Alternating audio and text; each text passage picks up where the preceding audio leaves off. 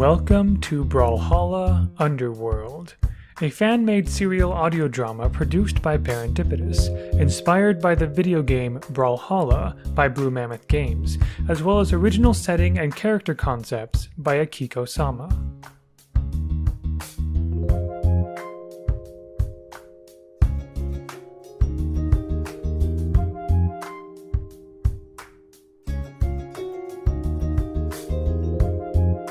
Episode 7, VBI Discussion.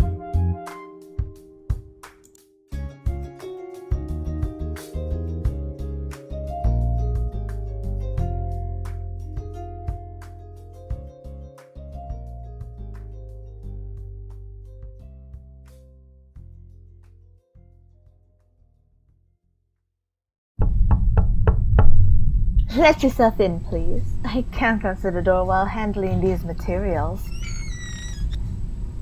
What's up, nerd? Who's there? Oh, Petra. Yes, of course. Come in. I just gotta get this prototype over here. There. Here. Okay. I think I'm ready to hear what you... Wait! Don't move. What? Right there. A prototype of mine. Just gotta... Great!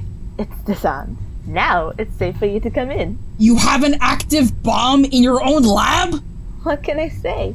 Being in Valhalla has made me a little more reckless, I suppose. Anyway, can I help you with anything? Yes, actually. I've been working on something big, and I want you to make something like this.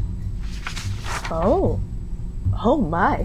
This, I don't know about this. It would cost hundreds of thousands in gold just to get the parts. Not to mention the labor involved in the construction. I figured as much. That's why I'm offering this. 300 mammoth coins up front. 300? Are you serious? Take a look. I've seen your handiwork in the grand tournament, so I expect no less than the best from you. Oh.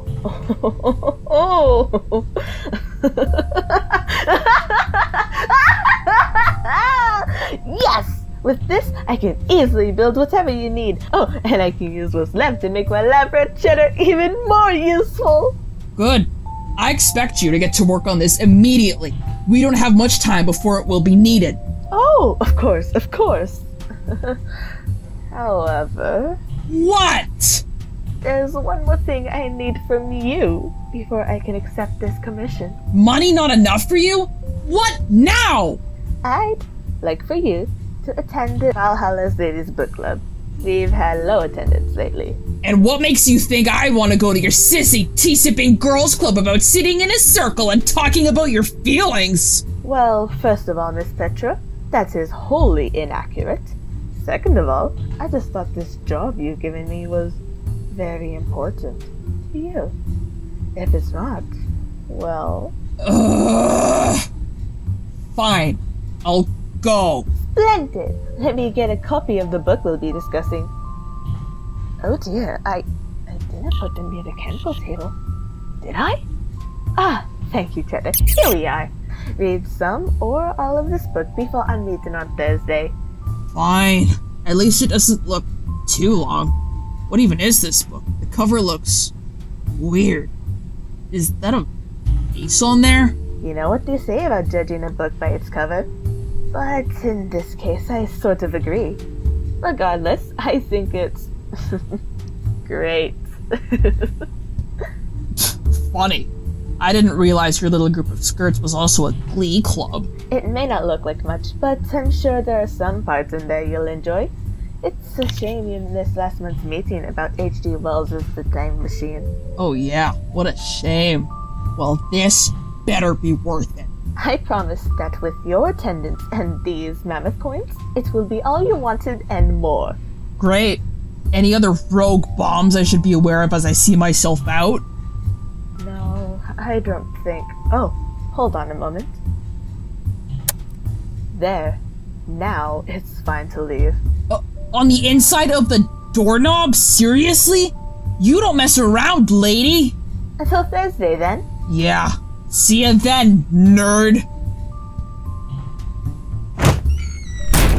I suppose that's to be expected.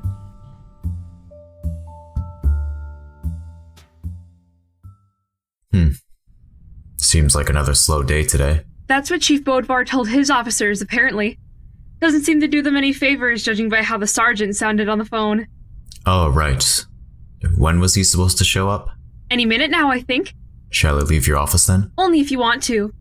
I doubt there's anything I would say to him that wouldn't also be useful, or at least review, for you. Speak of the angel.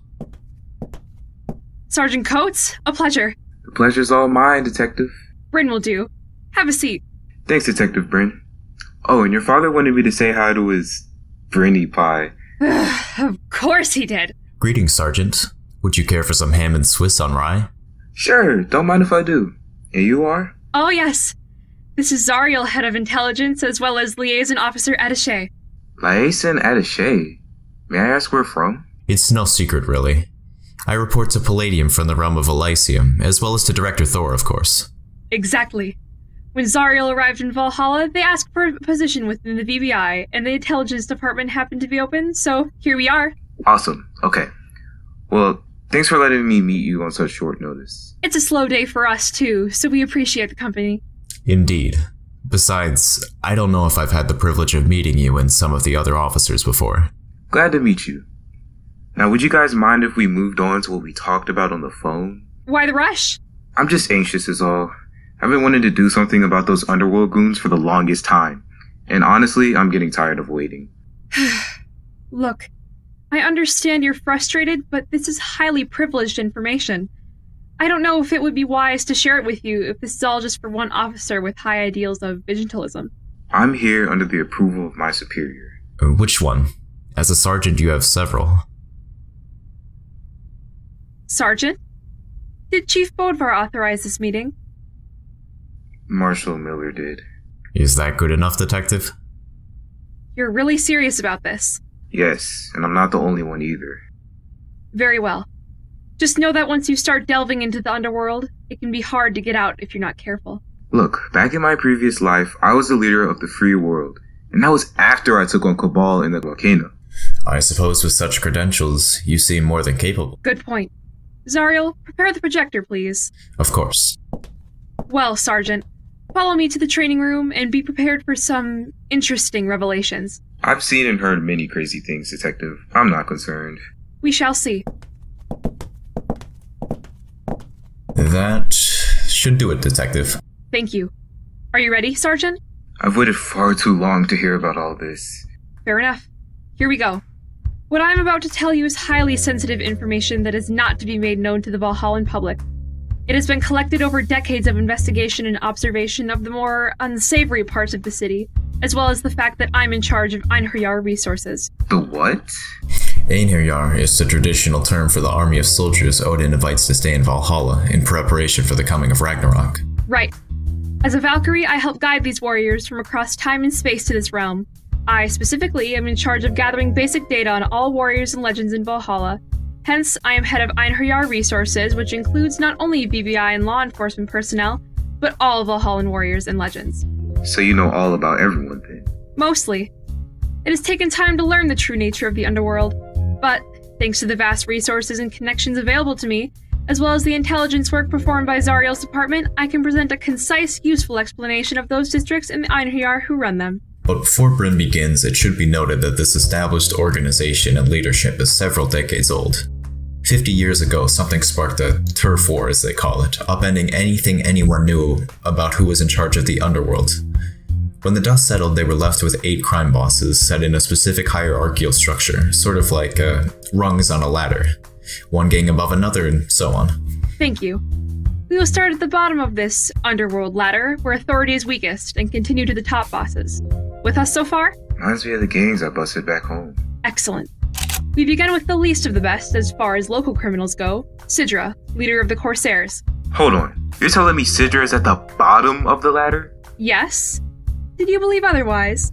Well, the Corsairs are among the most visible criminal groups in Valhalla. I've seen their glitzy hotels and jewelry shops. And you believe that meant they were the strongest of the Underworld gangs? You must understand that things are not always as they seem, especially concerning the Underworld. True, Everyone knows the Corsair brand and their extensive collection of precious metals and luxuries. They even deal in the making and trading of mundane weapons. But Sidra's monopolies in the luxury and craft-bringing industries pale in comparison to the crimes regularly committed by the higher gangs. It should also be mentioned that Sidra is not alone in leading the Corsairs. Her main attendant and bodyguard is a massive minotaur named Teros. He has been fiercely loyal to the Corsair cause since Sidra recruited him. I see. And this is just the tip of the iceberg. Are you sure you want to continue? Yes, me and my fellow officers need to know this. Very well. Next. Slightly above the Corsairs is Raincloud, founded and led by Val. Yes, I lost my fellow officer Vector to a raid on that place. Terrible that it's still nowhere near the most powerful Underworld group. Indeed. Quite a shame. Investigations on that case are still ongoing, though no new lead has turned up for months. Anyway, Raincloud here is very similar to Val's Raincloud operation back in Miami Dome. It started as an agency for fashion models, and then they expanded to many other seemingly unrelated industries. Of particular note is the fact that Raincloud leads this and many afterlives in neural research, though they have not adhered to any scientific standards or agenda apart from their own. The fact that this is a place full of immortals complicates matters. Like Sidra, Val has a formidable bodyguard. In this instance, the bodyguard was constructed to be a mecha assassin nearly as powerful as Val herself. This plus Val's shrewd business sense makes it hard to approach her in any direct, official way. So, if we were to launch a series on raids on Raincloud and the Corsairs, would it have a tremendous impact on the Underworld as a whole? Well, yes, but actually, no. Seriously? Many of the other gangs consider the highly visible Corsairs and Raincloud to be a sort of buffer for the rest. If anything were to somehow happen to these two, sure the others would notice, but they might also adapt and even possibly fight back. So, who's hiding behind Sidra and Val? Dusk, leader of the Fangwilds. I thought the Fangwilds was an actual place. It is. The realm between realms. The Yggdrasil that connects all other times and spaces in the universe. But we're talking about the Dark Elf, Dusk, and his small yet powerful gang. If Sidra and the Corsairs specialize in mundane weapons, Dusk controls the monopoly on magical weapons and lesser arcane items.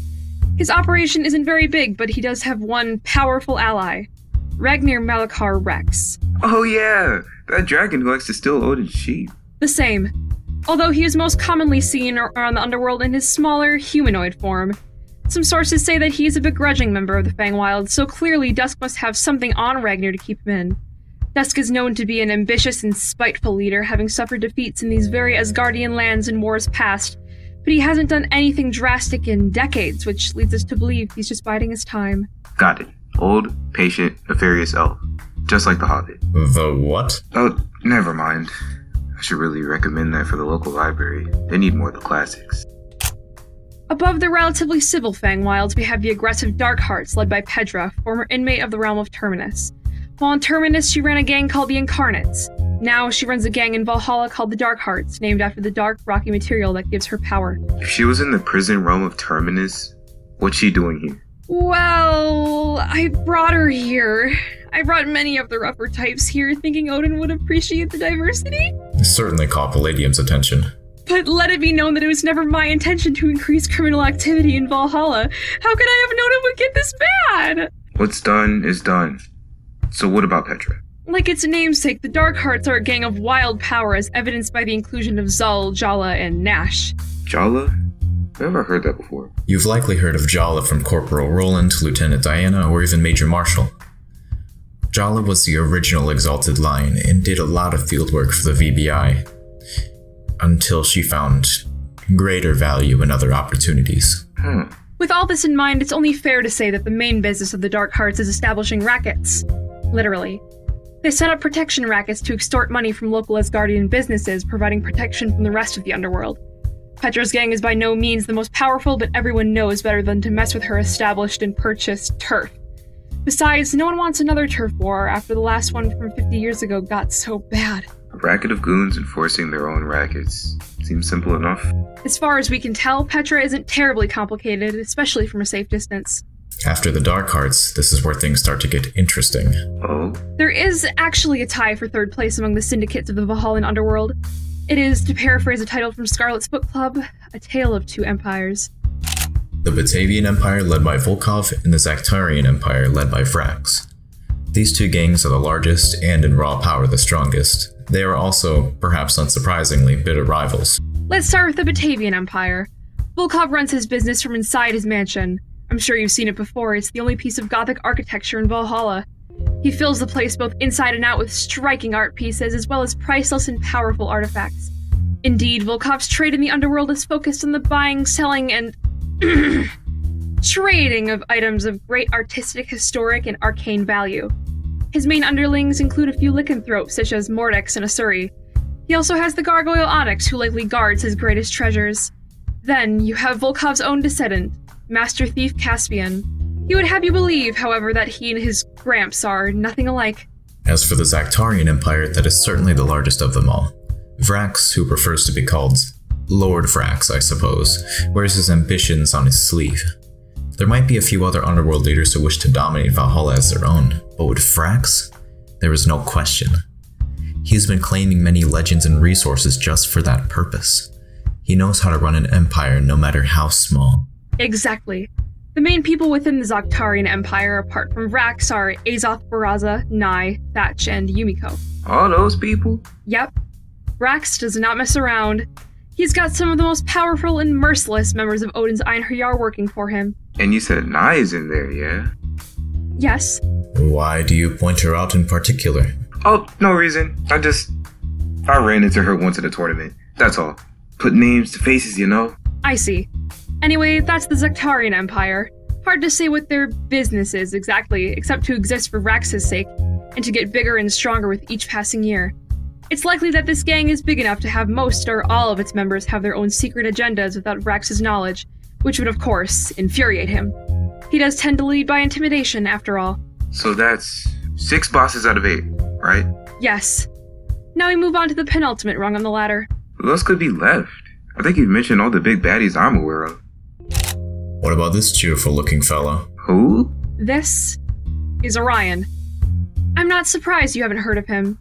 He's not like the other crime bosses, but he's very high in authority nonetheless. He is, in essence, the second most powerful Underworld figure you've ever heard about. Huh. So what's his deal? Who knows? This man appears to be mystery personified. As far as we can tell, no one really knows what he looks like, where he comes from, why he's in Valhalla, or even exactly what he does now in the Underworld. We do know this, though. He is considered the leader of a gang called the Enigmatics. However, there seems to be only one other member. No minor grunts, hirelings, mooks, or goons, or anything. Just Orion and Artemis. Crazy. So he could be very dangerous. Both of them very likely. Exactly. But you're probably wondering who could possibly be the top boss of all of this. Yeah, I've been looking forward to this part. Well, we have no direct data on them. What? Not to worry, Sergeant. We've been able to extrapolate certain certainties about this individual based on everything else we know about the Underworld. Oh? You see, in all of the Underworld and all of Valhalla, among all of the people myself and other Valkyries have brought here, there is one person we absolutely expected to be running an underground criminal operation. One legend we knew for certain would be establishing a gang upon his arrival, and yet we've heard nothing from him. It's like he's living off the grid. That's exactly why we are confident the boss of all bosses in the Underworld is Joseph Cross himself. This dude? Really? I read all about him as a kid. All the press were claiming he was consorting with demons or something like that. How is he bossing around elves and aliens and monsters and stuff? That very question gives us reason to believe that he's working directly with a more powerful demon of some sort, just like your press claimed he was. But yes, Mr. Cross must be the head of the Underworld itself. A cut of all the profits gained by all the other gangs go to him. All major decisions that concern all gangs come from him. So, what's stopping us from going after him? It's simple. We can't find him. I mentioned that he's living off our grid, and that's a major reason why we know so little about him. The top of the Syndicate ladder is a dark, mysterious place to us, but because Cross is nowhere else, he has to be in the thick of that. But if he could be found, if he somehow could be drawn out, then that would be the end of the Underworld? Difficult to say. If an aggressive strategy is pursued, and might I add that is currently highly discouraged, then the best approach might be to target one gang at a time. Cooperation between gangs is rare, especially when you go higher up in the hierarchy. Oh! There's something else I should mention about the Underworld. Something else? What could you be missing? Well, there are certainly other shady individuals in the Underworld, mostly a number of independent agents as well as the small but efficient Yakuza group. But all that would be best for an entirely different discussion. For now, it might be beneficial to mention the unique economy. Oh, that. What? We in Valhalla use gold coins as our primary currency, right? Gold is also used in the Underworld, of course, but they also have their own unique currency, mammoth coins. That just sounds random as all get out. Yeah, it is. But regardless, it's a special type of currency that is only circulated in the Underworld. These coins are exceptionally rare, such that some Underworld minions never see a single one for years. Even so, mammoth coins are used to purchase all kinds of things. It's all physical currency too, so we can't trace any such transactions. If you find even one mammoth coin, you hold a small fortune in your hands. You could greatly bolster all sorts of illegal operations with just a handful of them. Wow, that's crazy. All of this. I had no idea. Why don't any of us officers know? Why haven't we been told all this before? You never asked. All this time? Seriously? Hello? Wait, what? Yes, I'll be there at once. Sorry, I gotta go. Agent Mirage got involved in something and needs backup. Oh dear, well, good luck. It was good to have you here, Sergeant. Yeah, thanks for having me. That was amazingly helpful. I'll be sure to pass this on to my colleagues. Bye, guys!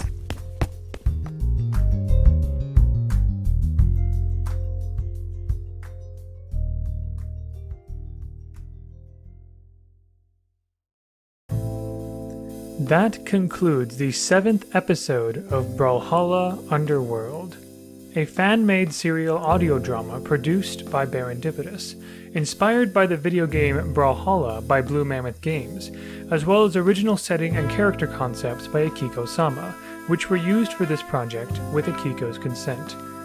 It starred Autotrophy as Scarlet, Booktichki as Petra, Blueskis as Zariel, Saturn as Bryn, and Sir KFC as Sentinel.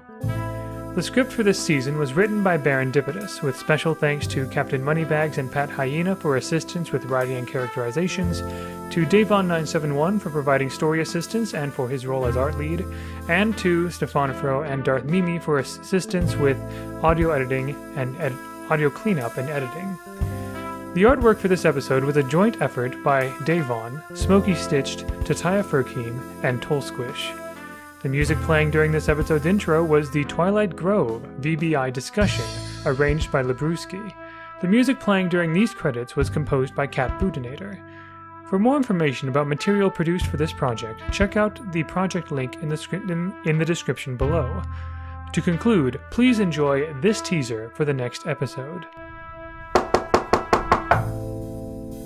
Nye, you're still... Nye, open up. You can't shut me out forever. Allow us a try, please.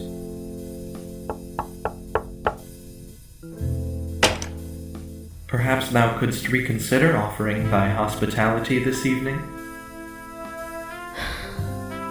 Come in. Much obliged. Thank you very much for listening, and we'll see you next time in the Valhallan Underworld.